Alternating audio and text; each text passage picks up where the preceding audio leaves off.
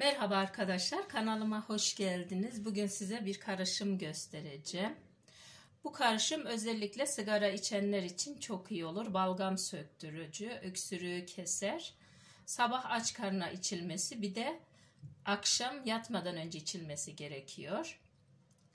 Bunun için malzemeleri sayayım. Önce 1 yemek kaşığı üzüm pekmezi,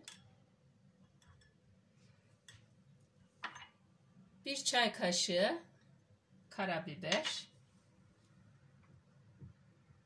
1 çay kaşığı da zeytinyağı.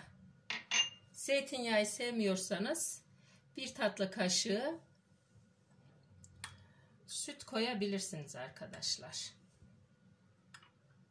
Bu şekilde katacağız.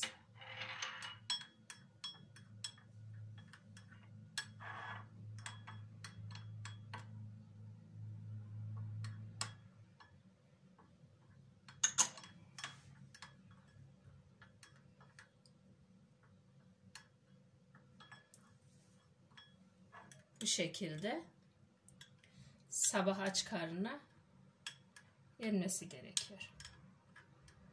Afiyet olsun arkadaşlar şimdiden. Kanalımı beğenmeyi unutmayın. Eğer etkisini görürseniz de yorum yapmayı unutmayın.